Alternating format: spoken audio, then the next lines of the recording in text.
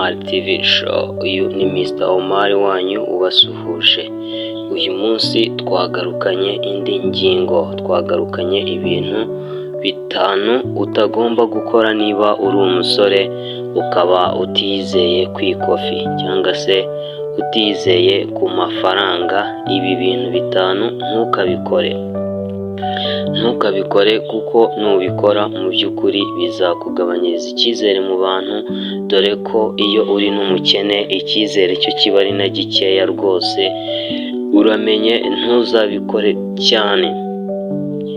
Icya mbere utagomba gukora, ariko reka duhere ku mwanya wa gatanu tumanuka ku mwanya wa mbere. Ikintu cya gatanu utagomba gukora iyo uri umusore w'umukene, ntukazajye utanga amasezerano cyane cyane ashingiye ku mafaranga. Urugero, ngo ugende wenda ujye nk'ahantu mu matsinda, ngo ujye ahantu hari inama yo kwitanga cyangwa se gutwerera, ikintu icyo ari cyo cyose kijyanye n'itsinda ry'amafaranga, aho abantu biyemeza ngo nawe ujyeho wiyemeze. Ibyo bintu ni ikosa rikomeye cyane. Nubikora ejo kuba wahigura wa muhigo wawe wahize bikakunanira, ugasanga ku ilisite cyangwa ku rutonde ni wowe wenyine uriho utarishyuye, ibyo bintu bizaba bitagaragara neza. Mu by'ukuri iyo bibaye rimwe kabiri gatatu, abantu n'akizere gake bari bagufitiye karatakara cyane. Umwanya wa kane, niba uri umusore w'umukene udafite amafaranga, icyizere n'ubusanzwe kiba ari gike abantu bakugirira. Uramenye ntukazajye utereta umukobwa mudahuje icyiciro, umukobwa mudahuje akazi, umukobwa mudahuje lifestyle. Niba urugero uri nyakabyizi uhingira amafaranga angahe, tereta uwo mujyanye mu cyiciro kimwe. Uwo niwe mwiza kandi ni nawe muhura mukaganira ukaba wumva nta pfunwe ufite. Abasore mudafite amafaranga, abasore b'abakene, va mu gutereta abakobwa bo mu bakire. Abakobwa bo mu bakire, kabone n'iyo we yaba yagukunze uzamutereta, ariko nugera iwabo ntibazakwemera.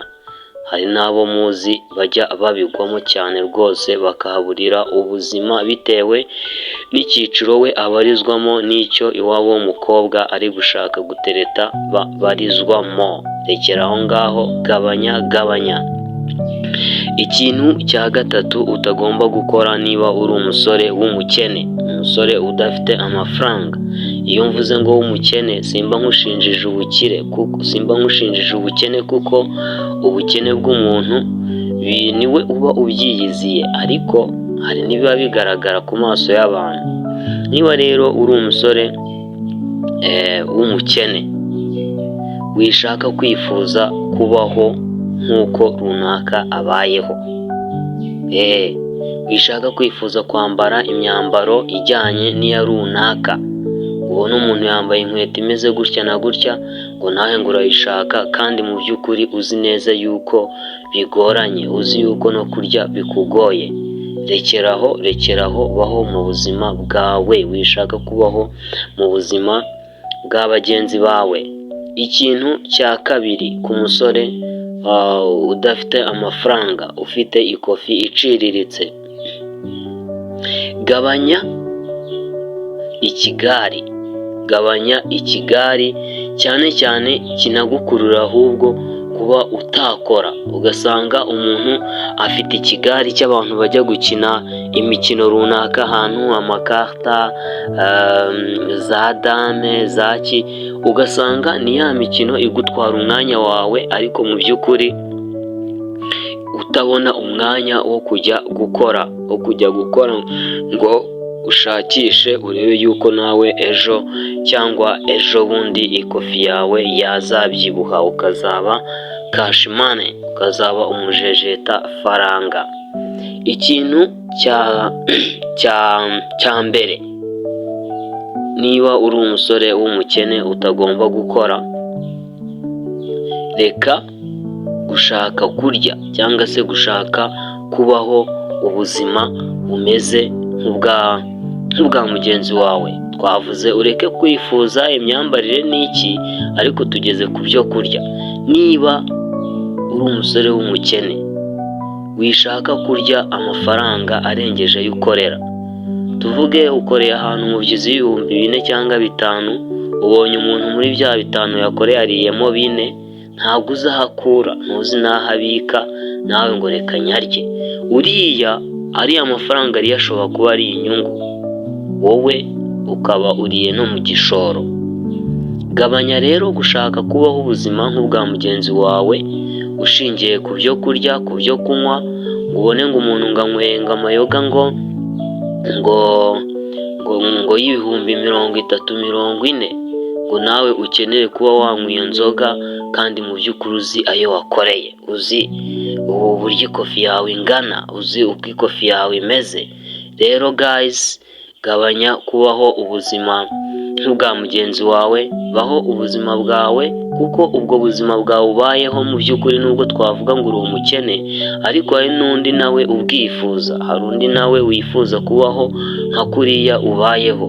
Rero guys, ibi ngibi ntabwo imba mbivuze kugira ngo ngire uwo nkomeretsa, ahubwo tuba duhugurana, kandi akenshi umuntu anabikurikije ushobora no gusanga birengeye ikofi ye, ushobora gusanga birengeye umutungo n'ubushobozi bwe ukiyongera.